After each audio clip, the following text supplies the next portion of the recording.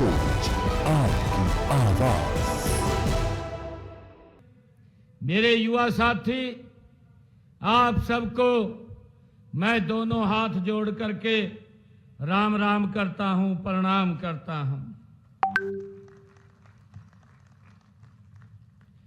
आज मेरे लिए ये बहुत ही गर्व का दिन है कि भटगांव की इस पावन धरती पर आज मुझे गौशालाओं के लिए चारा अनुदान वितरण के इस राज्य स्तरीय समारोह में आकर के बड़ा गर्व महसूस हो रहा है।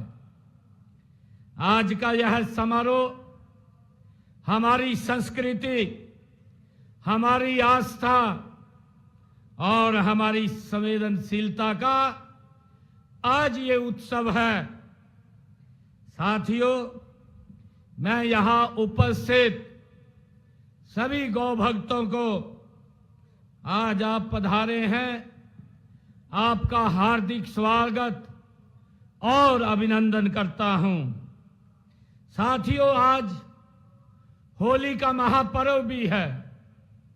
आप सबको रंगों के पावन पर्व होली की भी मैं आप सबको हार्दिक बधाई और शुभकामनाएं देता हूं।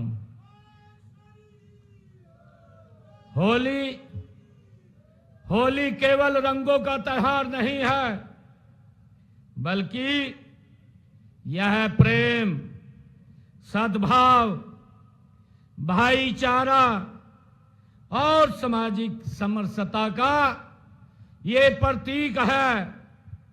यह पर्व हमें सिखाता है कि जीवन में भेदभाव की दीवारों को तोड़कर एक दूसरे के साथ हम खुशियां साझा करें, हमें साझा करनी चाहिए। मित्रों, हम सब जानते हैं जब ये होली का पर्व हमें प्रेम और सद्भावना का ये संदेश देता है, तो मुझे ये बताते हुए बड़ा गर्व भी हो रहा है कि जब हम प्रेम, करुणा और स्नेह की बात करते हैं तो सबसे पहले जो छवि हमारे सामने वो मन में आती है तो वह मुरलीधर, गोपाल और नंदलाल श्री कृष्ण की ये छवि हमारे सामने आती है। साथियों, श्री कृष्ण का जीवन हमें सिखाता है कि सच्ची महानता सच्ची शक्ति नहीं है, बल्कि संवेदनशीलता में ही।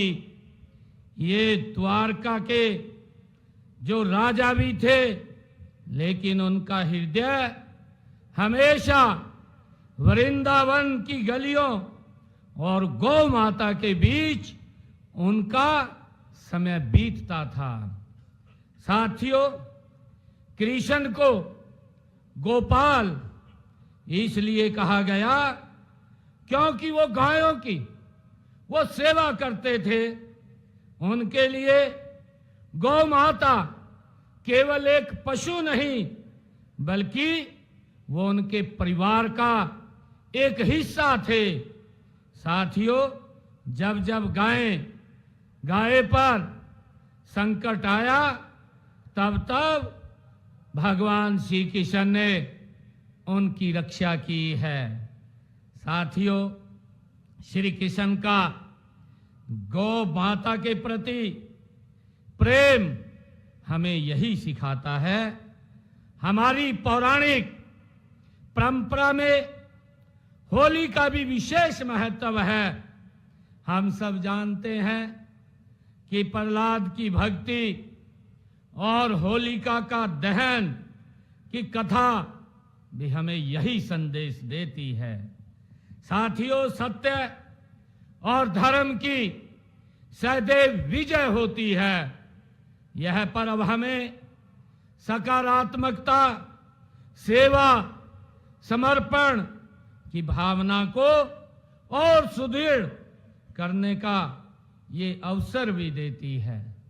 साथियों, मेरा परम सौभाग्य है कि इस पावन दिवस पर मुझे गौ माता की सेवा का आज ये अवसर मिला है। आज मैंने सोनीपत जिला की 27 पंजीकृत गौशालाओं के लिए 5 करोड़ 60 लाख रुपए के अनुदान चारा राशि आज देने का यहां से काम करेंगे। और साथियों, अगर मैं बात पूरे प्रदेश की करूं, पूरे प्रदेश के आज हमारे बीच में गौ प्रेमी गौशालाओं के प्रतिनिधिगण 602 पंजीकृत गौशालाओं के प्रतिनिधिगण के लिए आज पूरी गौशालाओं के लिए हरियाणा सरकार आज 68 करोड़ 34 लाख रुपए की चारा अनुदान राशि आज देने का काम करेगी। साथियों, मैं ये भी बताना चाहूंगा कि हमने पंजीकृत गौशालाओं को पिछले 11.25 वर्षों में सिर्फ चारे के लिए, गौ माता के चारे के लिए 457 करोड़ 41 लाख रुपए की राशि अनुदान के रूप में देने का काम किया है। साथियों, आज की राशि मिलाकर के अगर हम बात करें तो 525 करोड़ 75 लाख रुपए का ये अनुदान राशि दी जा चुकी है। साथियों, हमारे देश में गाय माता आदि काल से ही पूजनीय है। पौराणिक कथाओं के अनुसार गाय माता में सभी देवी देवता निवास करते हैं। हम सब इस बात को जानते हैं। साथियों, गौ माता को आध्यात्मिक और दिव्य गुणों की स्वामिनी भी कहा गया है। कहा जाता है कि देवताओं और असुरों के बीच हुए समंदर मंथन से निकले 14 रत्नों में से एक कामधेनु गाय वो थी। साथियों, हम सब जानते हैं गौ सेवा, गौ पालन और गौ रक्षा किसी न किसी रूप में हमारे धर्म ग्रंथों में उसका उल्लेख मिलता है। वेदों में गाय की महिमा का व्यापक रूप से वर्णन मिलता है। हमारे यहाँ गाय को माता का दर्जा दिया गया है। साथियों, गाय के इसी महत्व को देखते हुए धार्मिक एवं सामाजिक संगठनों द्वारा गौशालाओं की स्थापना पर बल दिया गया है। हमने भी गौशालाओं के विकास, गौवंश के संरक्षण और प्राकृतिक कृषि को प्रोत्साहित करने की दिशा में हरियाणा सरकार महत्वपूर्ण कदम उठा रही है। साथियों, कल ही मैंने 2026-27 का बजट पेश किया है। आप सबको ये जान करके खुशी भी होगी कि इस बजट में मैंने 7 नए राजकीय पशु औषधालय खोलने का प्रावधान भी किया है। साथियों, इनमें मुसनौता, नांगल जाट और शिव गौशाला मतलौडा, मोरखेड़ी, बेलोली, दहिमन और गौभ्यारण नैन ये शामिल हैं। और इनके अलावा मैंने कारियादू, डोंडवा, मोहम्मदपुर अहीर और ममरिया आसमपुर में 4 नए राजकीय पशु चिकित्सालय खोलने का भी उसमें घोषणा की है। हमने प्रावधान किया है।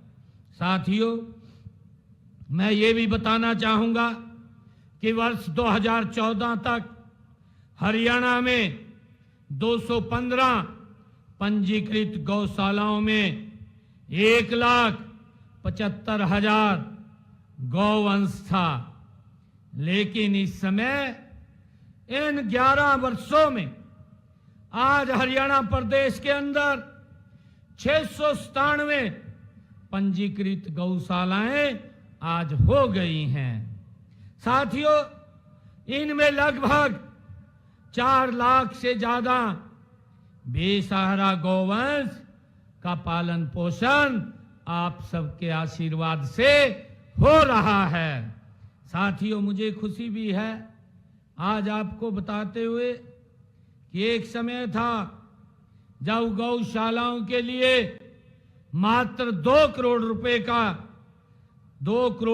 का बजट होता था। आज मुझे खुशी है, आज हमने गौ माताओं के चारे, उनके संरक्षण, उनके शेड बनाने या अन्य व्यवस्थाओं के लिए 600 करोड़ रुपए का प्रावधान किया है। कहां 2 करोड़ रुपए, कहां 600 करोड़ रुपए। महाराज,